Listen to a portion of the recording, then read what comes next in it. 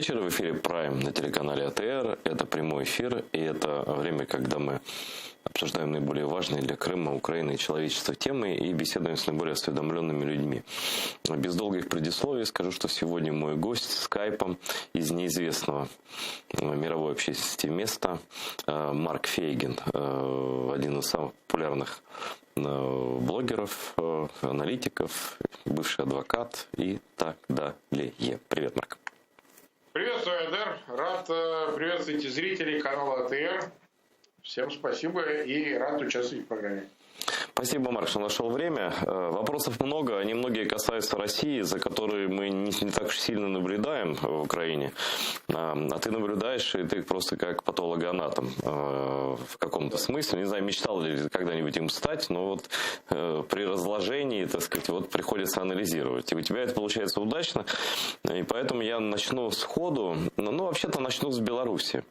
Вот твое ощущение, что сейчас там происходит, в принципе? Беларуси уже нет. Лукашенко в положении, не знаю, наложницы, которые уже просто говорят, что делать. Там это спецоперация ФСБ с логистикой международной, с перелетами и так далее. Или же это стечение обстоятельств, злой просто батька, который хочет пробить снова окно в Европу и в качестве тарана использует людей, нанятых там в виде беженцев, мигрантов и так далее. Твоя полная аналитика этой ситуации.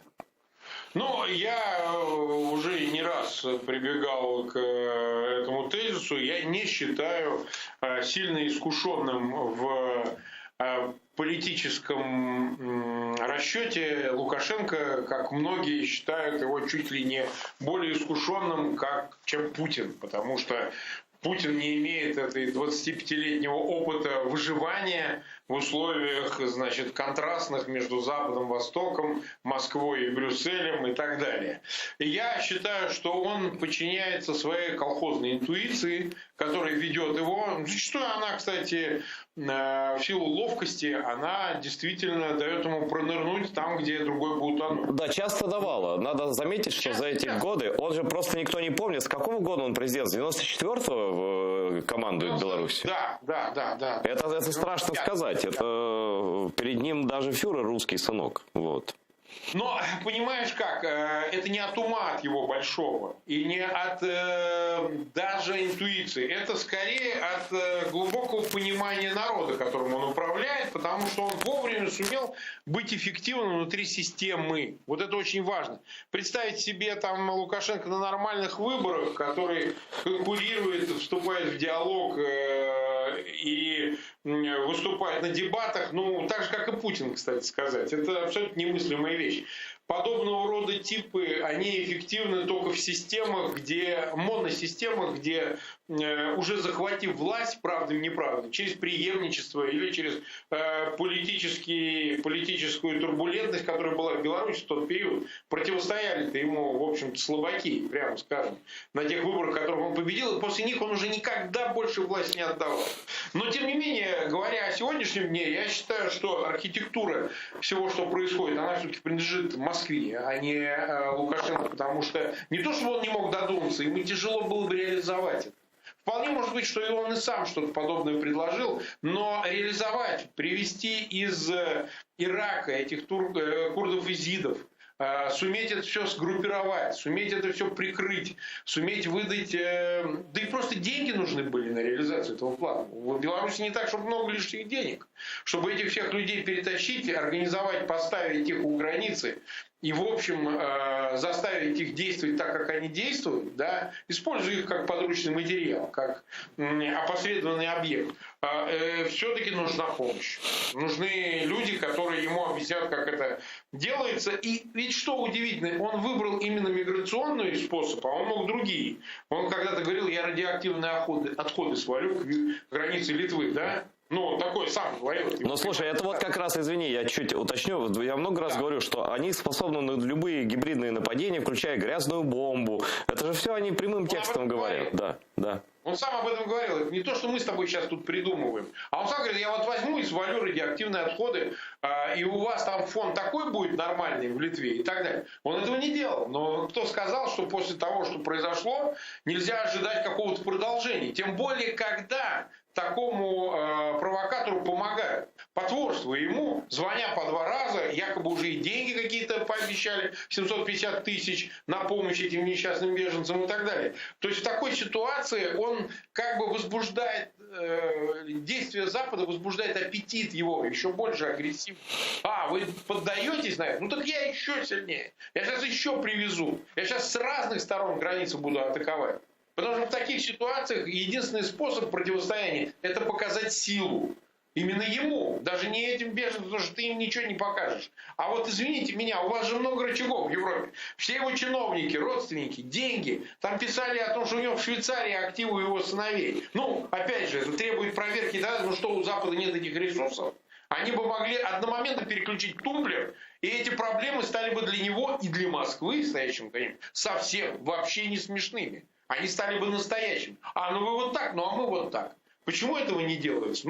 От слабости Запада, конечно, во многом. Многое из того, что позволяется делать Лукашенко или даже Путину, стоящему за ним и действующему в том числе и самостоятельно, у него же свои интересы. И по Северному потоку его сертификации, и по отмене санкций, смягчению режима, и даже, чтобы Европа посодействовала посредством своего давления к быстрому расположению к аншлюсу Беларуси со стороны Москвы, чтобы сам Лукашенко загнался, и ему некуда было деваться, кроме как в объятия Путина и так далее. Так вот, в отношении них всех можно было предпринять действия, которые бы показали бы силу Запада и их слабость. Но происходит наоборот, понимаешь?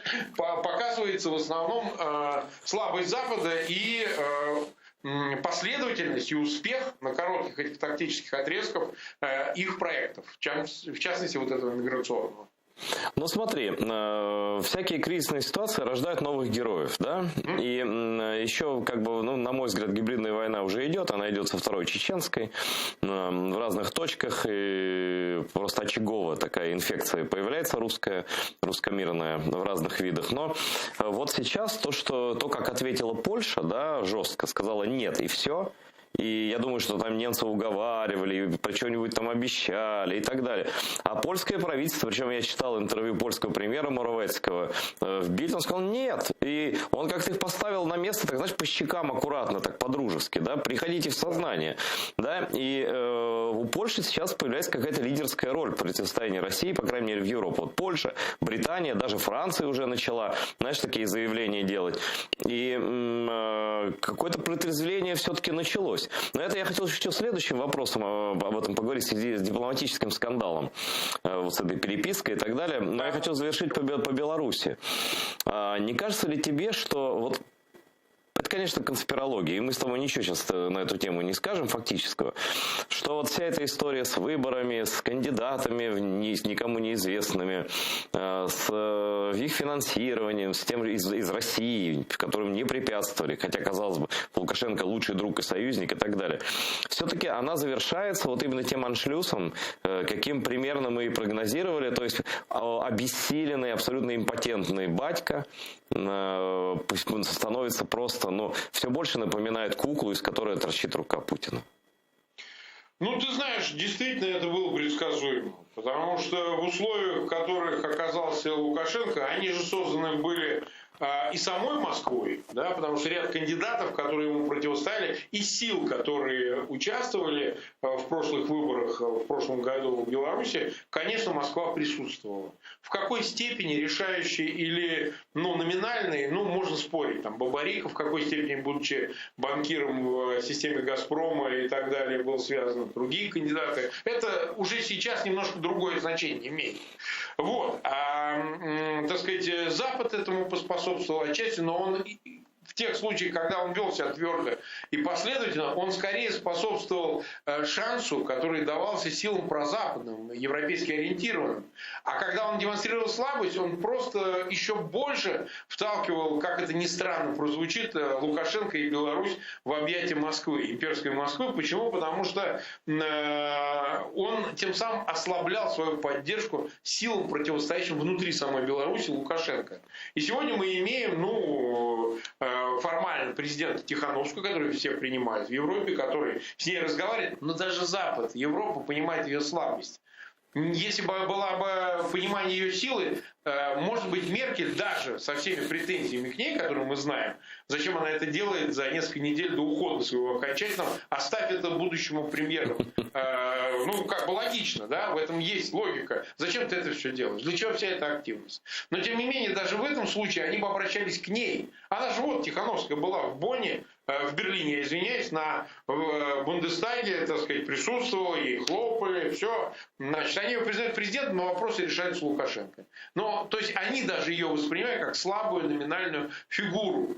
Запад должен был усиливать бы ее, да, передавая ей деньги, налоги, посредством санкций, там, забирая счета этих людей, чтобы она ими распоряжалась, чтобы... Ну, слушай, Марк, ты не думаешь, что они просто ей не до конца доверяют? Вот в связи с этой всей ситуацией. Нет, я не думаю. Я думаю, они ей доверяют, но они признают ее слабость. Они понимают ее слабость. Ну, одно дело доверять, другое деньги давать. Я прошу прощения. Ну, большие, видишь как, одна тебе дает тебе большое расстояние. То есть, ей нужно было дать реальные рычаги. У вас нету армии, вооружений там, и так далее. Вы не можете дать оружие, чтобы она его переправила. И она не готова к этому, и Запад к этому не готов. В Беларуси для того, чтобы организовать сопротивление. Ну, тогда дайте ей деньги, дайте ей полномочия, дайте ей собственность, которая в Беларуси находится. Пойдите на конфликт. Но они же этого не сделали, и сейчас оказались в ситуации, когда сами находятся под провокацией и шантажом. И обращаться к Тихановской как элементу игры не приходится, потому что она не является частью этой игры. Ну, понятно, да. Ситуация, в общем, ясна, и Путин чувствует себя, конечно, победителем, при том, что он еще думает, какой я, черт, хитрый. Да, все чужими руками, типа, устроил, и весь Запад там... Только наивные люди в это поверят. Только что наивные люди поверят, что сам Лукашенко действует самостоятельно. Ну, это смешно. Ну, а формально же только, извини, пожалуйста, Польша и Литва прямо говорят, что за Лукашенко стоит Путин. Все эти Германии и Франции продолжают говорить, делать вид, что его нет, да?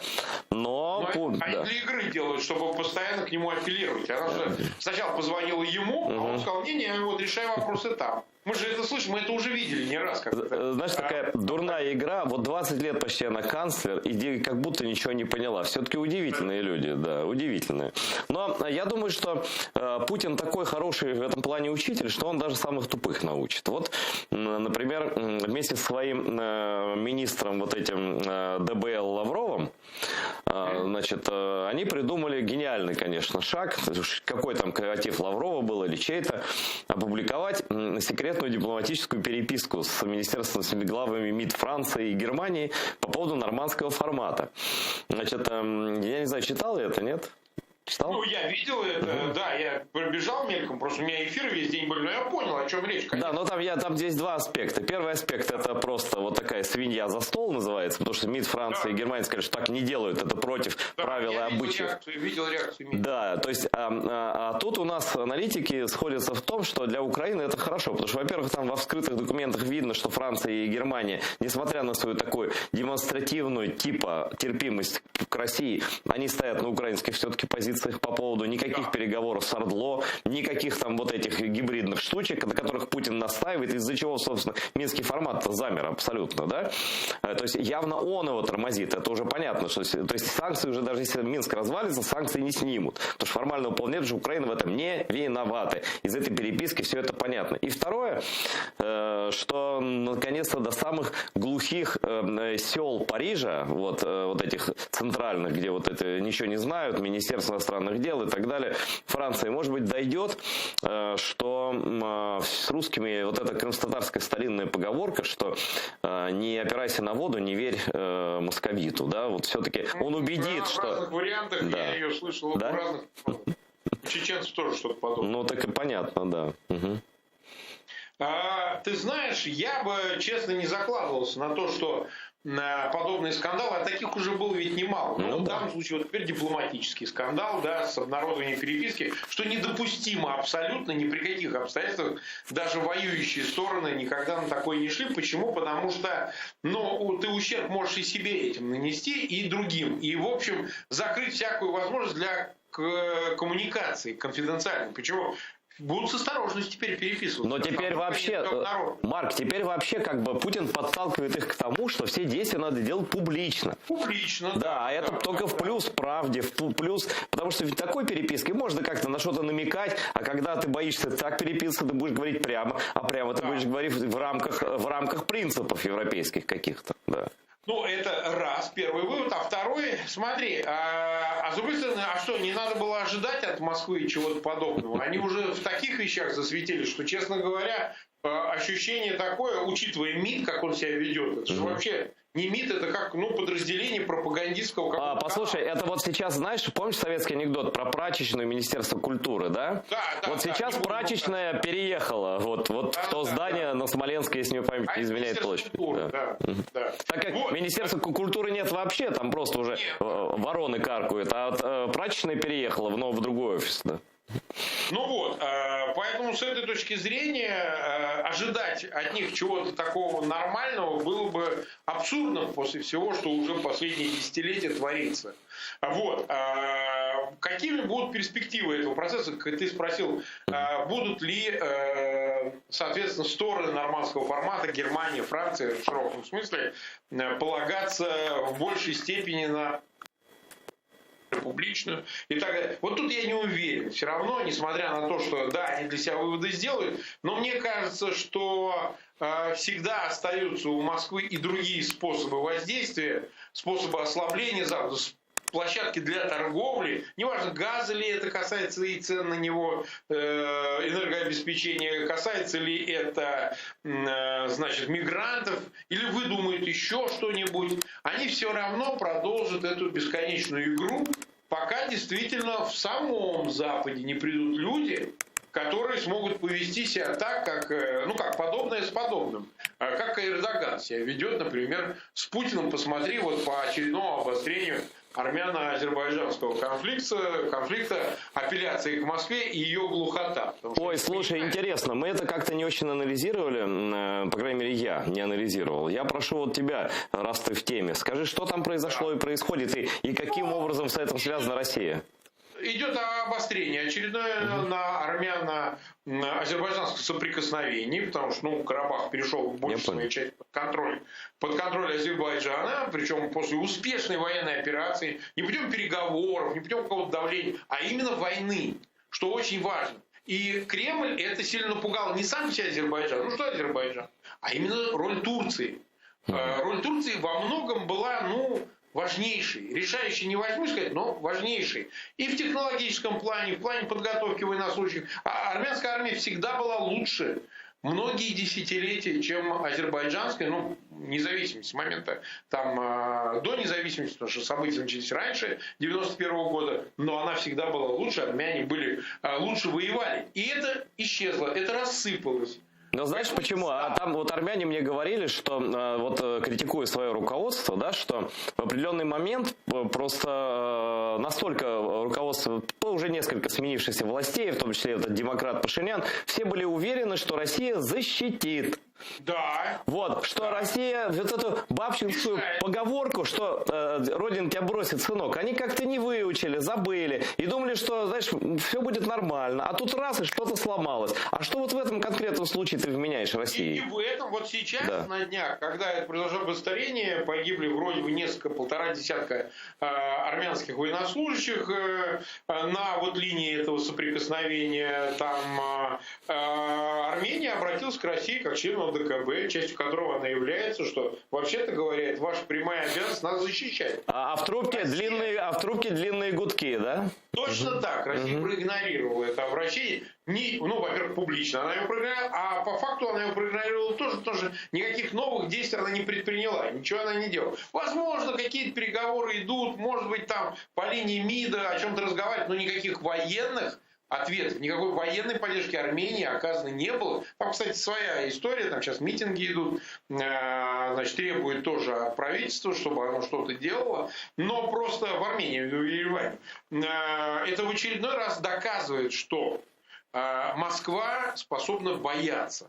Когда на ее пути возникает такой, как Эрдоган, с которым, а что ты сделаешь? Ты что сейчас, отвоюешь Карабах, чтобы что? Для чего? А если у тебя это не получится? А если ты вмешаешься и проиграешь, то ты потеряешь еще и все, так сказать, Черноморский бассейн, потому что на этом не остановится. Увидев твою слабость, соблазнишь аппетитом очень много. То есть появился подобный лидер стилистически, я их не сравниваю. Эрдоган не захватчик, Эрдоган не террорист международный, абсолютно совсем нет. И внутреннюю политику Турции мы не обсуждаем. Вот, но появился человек ментально, да, способный ему что-то возразить, в отличие от Макрона, который бегал за ним с папочкой там в Питере когда-то, или там Меркель, который все звонит, никак сердце не остынет, да. Угу. Да, именно это и является определяющим. Ты видел где-нибудь, чтобы в Европе, не только Макрон, чтобы кто-то повел так же? Вот отчасти Польша ведет себя так, но это и прогнозируют, потому что Польша это особенная часть. Да, это восточноевропейская, славянская страна, но это особенная часть Европы. Она традиционно была ориентирована на Вашингтон. Там есть давние польско-немецкие противоречия. И Польша не согласна с доминированием Германии по политическим, подчеркиваю, вопросам. По экономическим это де-факто так, да? Но по политическим вопросам с ее гегемонией внутри Евросоюза Польша не согласна. Ну, у этого и исторические есть причины, есть всякие другие. Понятно почему. Но, тем не менее, я хочу подчеркнуть, что Польша пытается подражать в общем во многом именно подобному же поведению Эрдогана. Просто, все-таки Турция это авторитарно ориентированная страна, при том, что многие не знают ситуацию в Турции. Там такие же выборы, там, кстати, оппозиция. Там есть проблемные вещи, но, тем не менее, сравнить ее с Россией невозможно. Нет, конечно. Страна, в которой... А многие не знают. Многие считают, вот Эрдоган это подобие... А знаешь почему? Потому что вот в русскоязычной среде всегда принято считать так. Если где-то... Вот у нас коррупция, да везде коррупция. У вас фюрер, диктатор, да везде фюреры и диктаторы, да. Вот это антикургакаль-культ. Знаешь, я люблю эту фразу, когда вот аборигены эти в Полинезии строили из камыша самолеты, чтобы настоящие прилетели. А эти до такой степени уже мозг перевернулся, что они думают, что настоящий самолет и есть из тростника. Если у них из тростника, то и у всех из тростника, понимаешь? Извини за...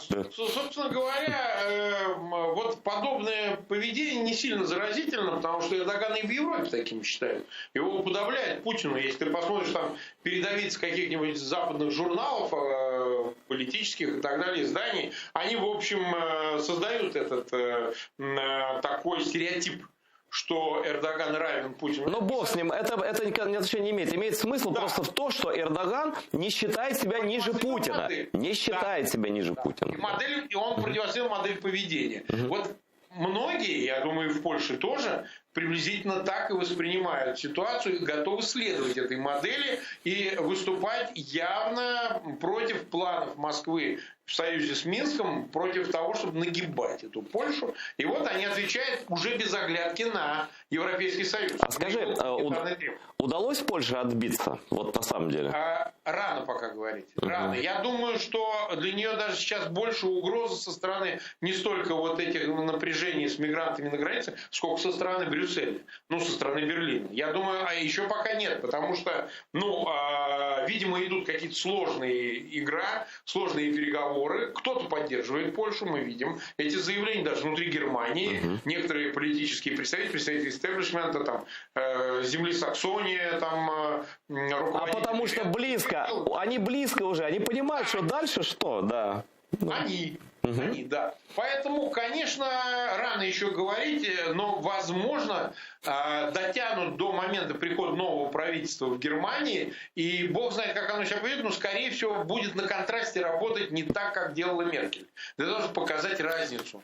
Хотя, опять же, состав коалиции таков, что вполне может быть вот эти гуманитарные аспекты, давайте вот договоримся, чтобы он новых не привозил, а тех, которые есть, как-то прорядим, режем и возьмем. Да, мы приблизительно вот так уступим. Вот такая позиция тоже есть, и Польша на самом деле может не повлиять на эту позицию внутри Берлина. Но это все равно в обход Польши. Польша сказала нет. Мы, пожалуйста... Они самолеты посадят и перевезут. Да, нет, то есть это безумие без нас, пожалуйста. Это в любом случае будет удар по Германии, потому что, ты знаешь еще, что хочу сказать? Вот все кажется невероятным в этом мире, но мне кажется, после оккупации Крыма ничего невероятного в действиях российского руководства нет. И завтра, вот смотри, спрогнозируй такую ситуацию. Вот завтра решает он устроить такую фигню этой Европе прогнившей, да? Собирает беженцев, говорящих на непонятных языках, со своих управлений внутренних дел по всей России. Там с одного Кавказского региона можно набрать там манкуртов всяких, да, которых, да, на центрально нарядить как угодно, да, или, допустим, каждый 10-й будет там грушник или ФСБшник, а эти такие солдаты, наемники типа Вагнера, да, и принимай Германия, так сказать, беженцев. Так там можно целыми лагерями просто в Германии стоять, по 10 тысяч. А мы с тобой знаем, кто там в числе... Никто не знает, никто. Кто эти люди? Мы их вообще не знаем. Кто там кидает с кирпичами, кто там... Гранаты метают, понимаешь? Мы даже не представляем, кто эти люди. Почему? По заявлениям, это, говорит, мигранты. А мигранты ли это? Или под видом мигрантов это какие-то другие люди? Мы ничего не знаем. Нет, смотри, Марк, мигранты мигрируют. А эти летают на самолетах международными рейсами. Это немножко другая история. Мигранты путевок не покупают, понимаешь, туристических. А им продавали туристические путевки. Это... Нет, ты спросил, может это сделать? Да. Может.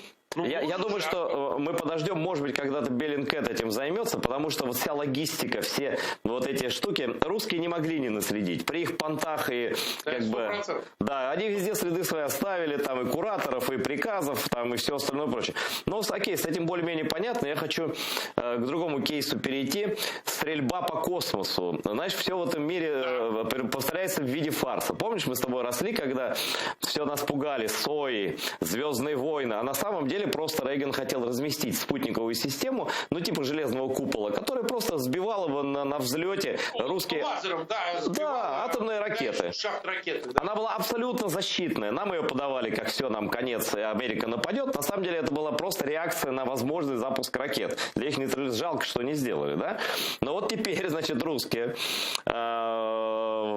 начали стрелять по своим спутникам старым. Ну, типа как в тире, да? Старую банку пивную поставил и стрельнул. Но проблема в том, что там невесомость. И там все это разлетается и вращается с той же скоростью, с какой и было. А может быть, кто-то не слышал из наших зрителей? Я просто кратко опишу. Есть такая международная космическая станция, к ней пристыкован американский кораблик. И там разнонациональные астронавты смотрят, значит, вдаль бесконечности Вселенной, ставят опыты над муравьями и крысами, может быть, хомячками, вот, и так далее. И вдруг раз, тревога, обстрел, ахтунг, значит, русские идут, все летит, и они прячутся в каких-то там блоках, готовые к эвакуации, что, вот, во-первых, зачем это надо? Вот зачем это нужно Путину? Потому что это он приказ отдавал точно, да? Нет, ну конечно. Когда он знает, что на той же орбите, ну приблизительно, это все понятно, разлетается чуть ниже. Ну чуть ниже, да. Вращается его личное, значит, большей частью международный космос. Я ставлю в стране, что американцы до сих пор с ними сотрудничают, что это все безумие абсолютное. Ну вот, может быть, повлияет и этот факт. Но вот считается стрельба. Что это вообще такое? Ну, во-первых, я просто поясню, что на орбите 425 километров от Земли находится МКС, она летает, вокруг Земли, это элементарно, а спутник был выше ее. И эти обломки, по разным оценкам, говорят чуть ли не до нескольких, даже 1,5 десятков тысяч этих обломков теперь летают. Да, причем как они летают? Люди думают, летает это как вот, я не знаю, там, раз и упало. Нет, это не упало сразу. Это будет летать и медленно снижаться до плотных слоев атмосферы и сгорит. Но на это идут несколько десятилетий. Это будет происходить не в один день, просто у людей неправильное представление. Поэтому, когда мы анализируем решение, вы когда планировали сбивать над МКС, хотя могли на 200-километровой высоте, разницы по большому счету никакой. Зачем 450-470 километров, когда можно было сбить на 200 километров, и они куда быстрее, как американцы проводили такие испытания, там через несколько месяцев попадали в эти плотные слои и там сгорали. Марк, извини меня, пожалуйста, это менталитет. Понимаешь, пол-литра всегда больше, чем стакан, понимаешь? Поэтому нужно по максимуму. Получается так, потому что если вам не докладывали параметров этого эксперимента, не говорили, а вот вы знаете, есть такая опасность, что мы вот сбиваем спутник, да, не работающий, но на такой высоте, что его обломки могут зацепить потом международные станции, в которых сидят и наши граждане, наши космонавты. Вот почему это не обсуждают? А если говорят, ха-ха-ха, как весело, так сказать, а может еще и грохнем этим станцию, это так, что ли, надо рассуждать? То есть, я не понимаю логики этих решений, вот хорошего ответа у меня нет. Ну, слушай, я думаю, что кроме шуток, я думаю, что просто хотели показать, на что они способны. Показать тем же америкосам, показать, что мы, во-первых, в цель попали, а могли бы в вас попасть, в любой ваш спутник. Это же ну, еще... согласитесь, они же тот же самый эффект произвело бы, если бы они сбили спутник на высоте 200 или 300.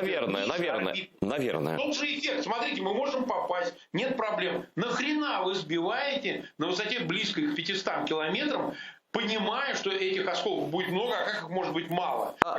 Послушай, надо выяснить с тобой, на какой высоте летают потенциально спутники, которые будут интернет раздавать бесплатно на всю планету. Ниже, да? Летают. Да, они ниже летают, но ведь это же будет снижаться, она может и попасть в эти... Не, ну я думаю, что это вот просто Рейх... Может ли это быть целью? Да, Рейх видит угрозу с космоса, он понимает, что да, мы тут можем Роскомнадзор, там вот это все, блокировать сайты, вот это мы все можем, да?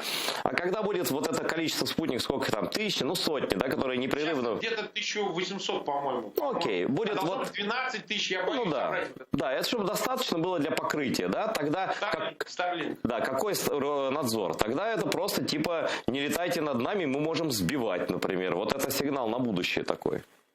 Ну, хорошо, если они такими вещами руководствуются, не факт, что они все собьют, конечно, вот, но это безумная идея. Это как вот, понимаешь, отморожу уши, не буду брать шапку, понимаешь, это же твои уши. Это, ну ладно, ты там с интернетом как-то нагадишь, я думаю, что это как-то решаемо. Будут решать как-то западные страны запускать на более высокую орбиту, но это определенно может иметь последствия, потому что Рогозину звонил этот глава НАСА, и там был какой-то тяжелый разговор, потому что он даже твит написал. Рогозин, ну ладно, ну вот что вы там, и так далее. Но, видимо, там объяснили, что за такие вещи мы можем и покрепче ударить, потому что с какой-то стати, значит, ну вы не думаете о своих космонавтах, а мы о своих астронавтах, гражданах своих думаем. И если, так сказать, что-то случится, пеняйте на себя. То есть я думаю, что если представить, не дай бог, конечно, знаешь, как в фильме «Гравитация». Ты видел фильм «Гравитация»? Нет. Замечательная картина, американский, голливудский фильм. Вот посмотрю, спасибо. Влетает, значит,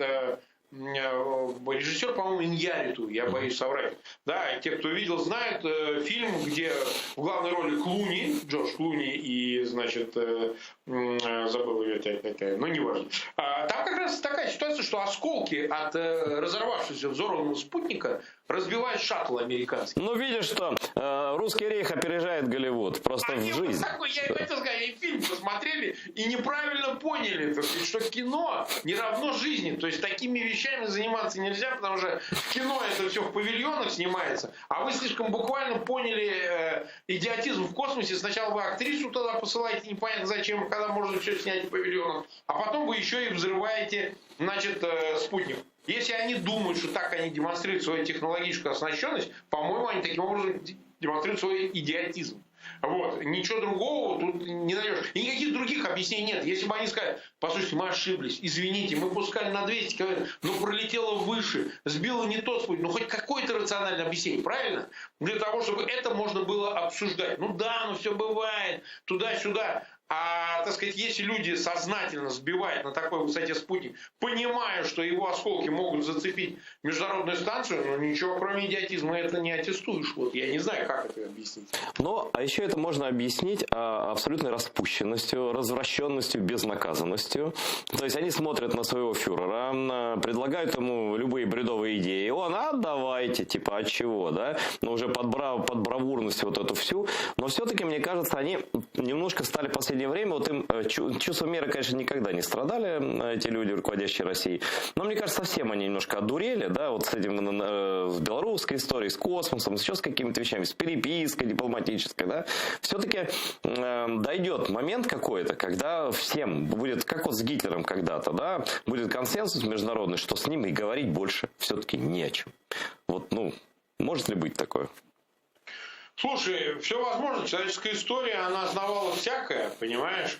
Она не повторялась никогда один в один. Все время что-то новое происходило. И даже при всей похожести поведения нынешней имперской России на то, что происходило в 30-х годах в Германии, все-таки есть и свои особенности. Понимаешь, это слишком сильная внеидеологическая тотальная зависимость от Запада. Как от зависимости? Своими родственниками, деньгами, проститутками, которых они содержат и держат их за границей. И свое будущее они видят там. Они не видят его в России, и это очень важно.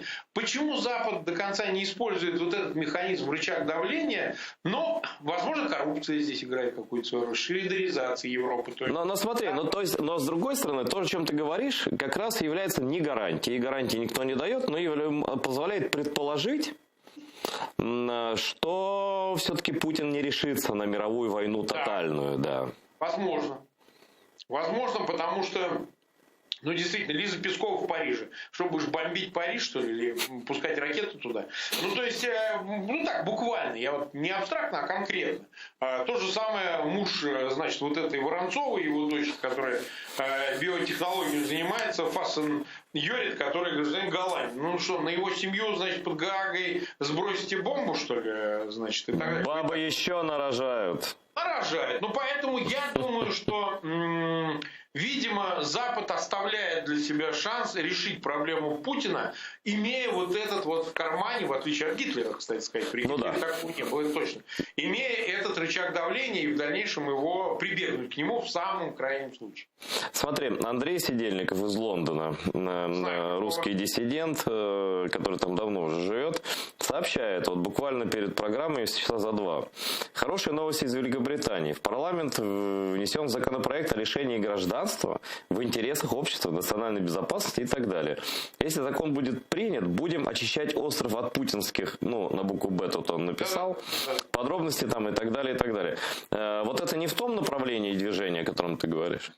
Ну, Британия вообще уже некоторое время пытается через вот это нормативное изменение, пытается защитить свою безопасность. Напомню, именно Британия стала объектом химических и атак с использованием, в общем, ядерных технологий, ну, военных технологий.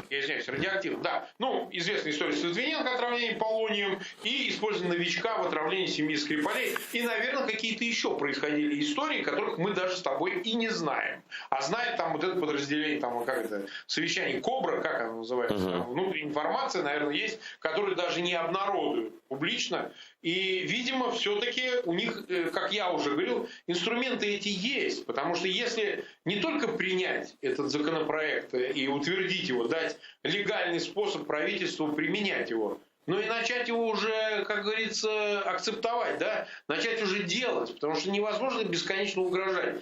Когда-то нужно начинать делать. Если вот действительно, представьте, вот взяли и лишили гражданства британского, там 100 разных чиновников, человек, связанных с Россотрудничеством, с российской разведкой, они все прекрасно знают. Там, ты знаешь, что в Лондоне называют цифру до 300 тысяч выходцев из России живет. Ну, я не знаю, сколько количество непосредственно чиновников путинских и так далее, семей и так далее. Но вы возьмите 100 человек лишите, 100 человек лишите.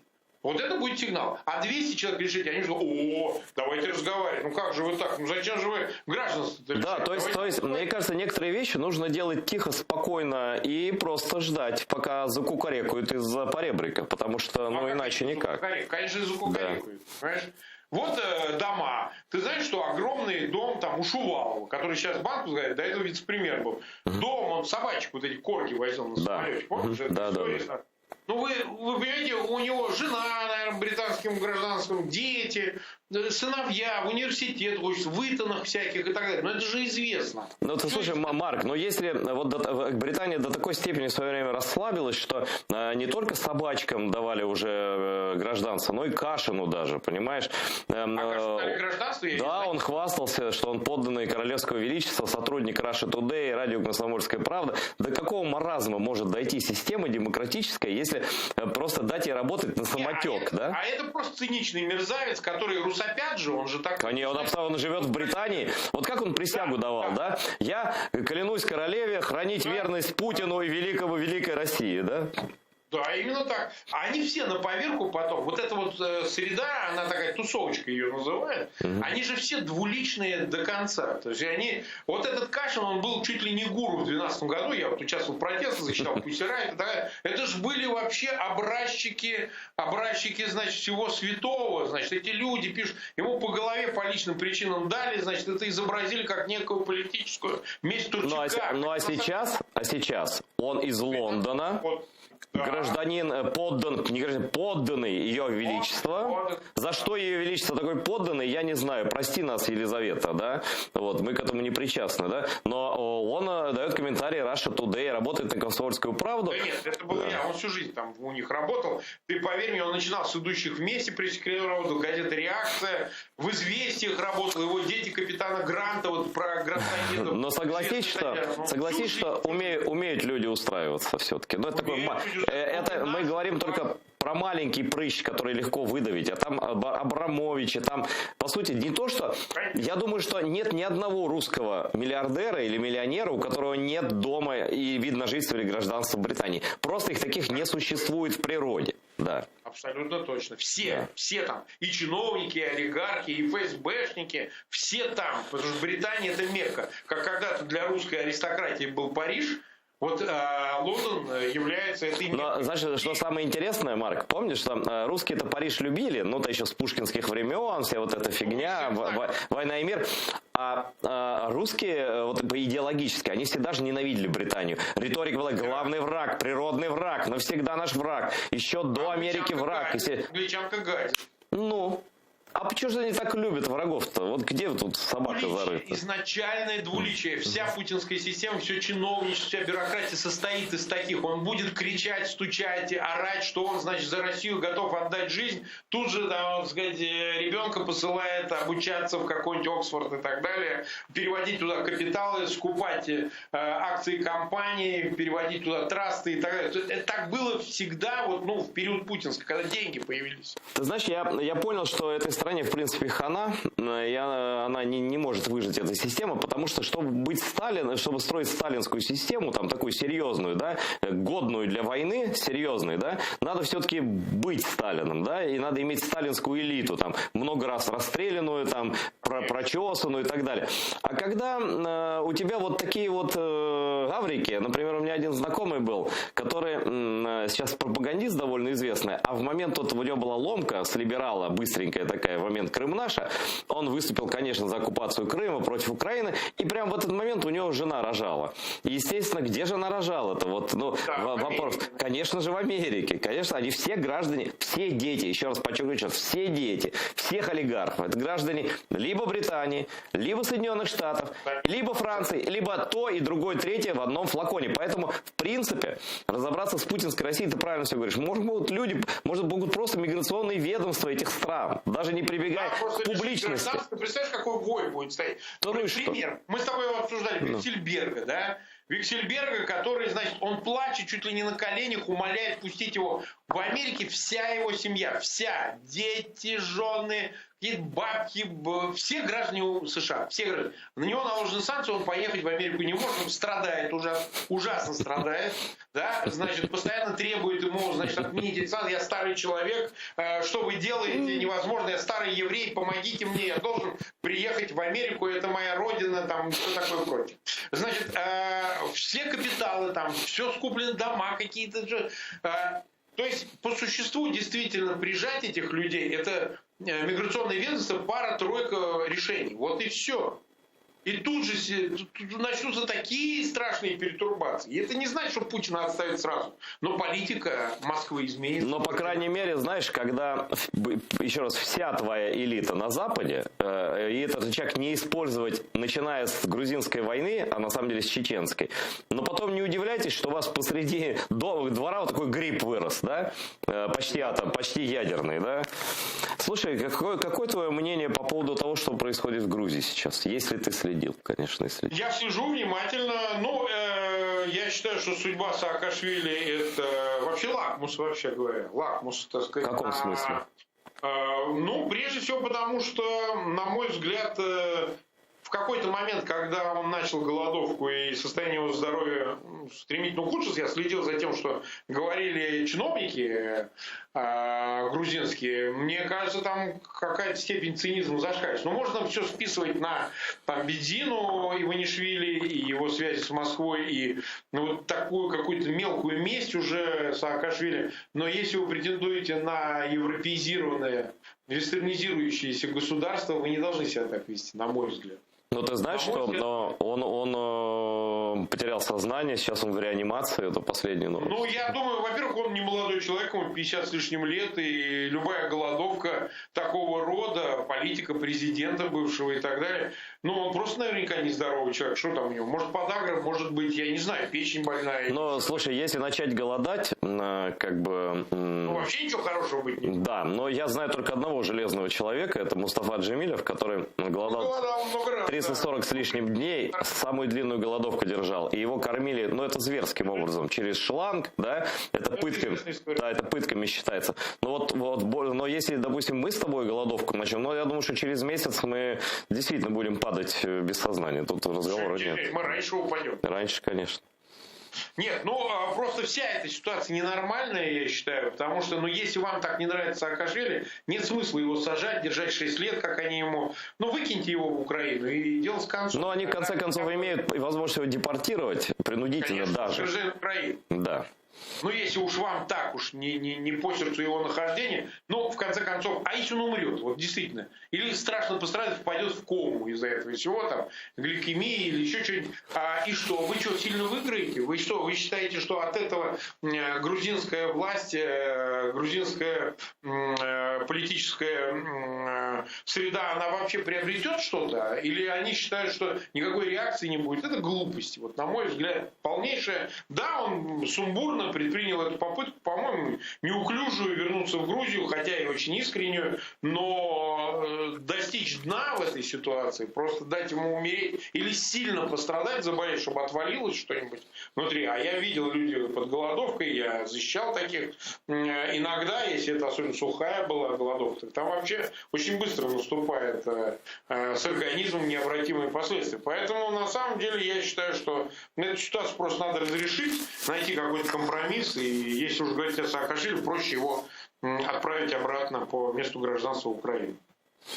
Хотел бы, тут, конечно, все у нас в Украине анализируют вероятность нападения России, и заявления со всех сторон идут, и Борис Джонсон сказал, что нам придется европейцам определиться, и, значит, и глава ЦРУ едет к Путину, что вообще удивительная история, вот, и далее газеты пишут западные, разведки, говорят, что у них есть еще данные, то есть, когда говорят о фактическом нахождении войск в готовности, да, атакующих, ну, в принципе, так было и в апреле, там, больше или меньше. То есть он, и министр обороны сегодня, кажется, вчера потребовал от России пояснить нахождение боеготовности войск на границе Украины и так далее, но идет намек на то, что есть какие-то данные еще разведки, которые касаются не столько именно накопления физического средства, сколько намерений руководства.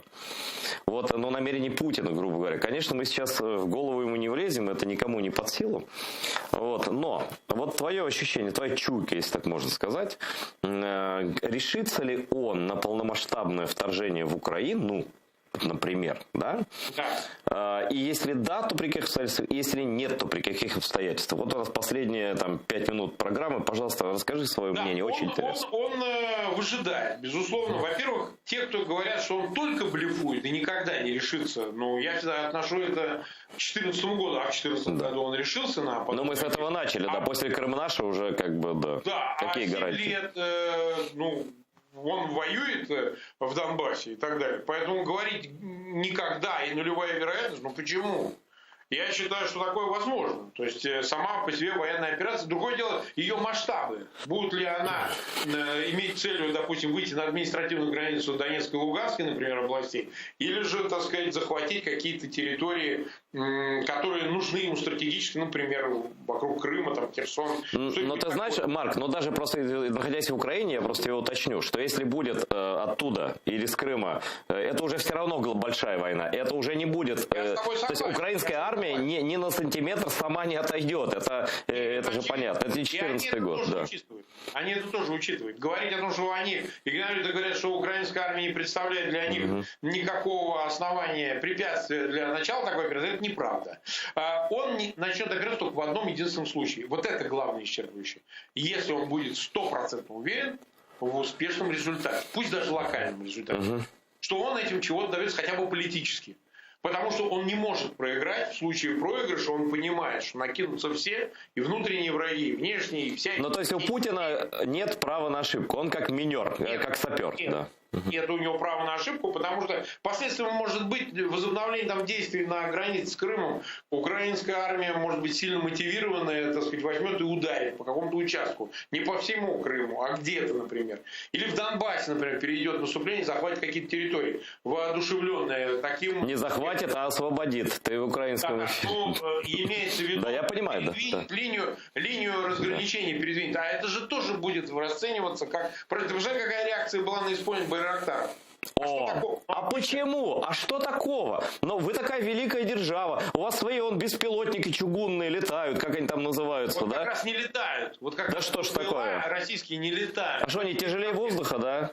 Ну, смысл здесь в том, что, во-первых, не было бы такой реакции, если бы обстреляли это артиллерийский расчет из, там, не знаю, минометов или же тоже из артиллерийских орудий. Сложно положить так ровно, но неважно. Если бы это произошло, ну, взаимные перестрелки, вот туда-сюда. А здесь использованы технологии, да еще и технологии, с их точки зрения, привезенные, отданные там Турции. Они же не расценивают, что это украинские беспилотники. Они их расценивают как турецкие беспилотники, которые были переданы, значит, проданы там, вооруженным силам Украины, которые их использовали. И вот ты посмотри, как эффективно они действуют. Болезненность в ощущении того, что а вдруг таких беспилотников много, 100, 200, 500. Это что же означает? Любая операция может быстро закончиться путем их использования.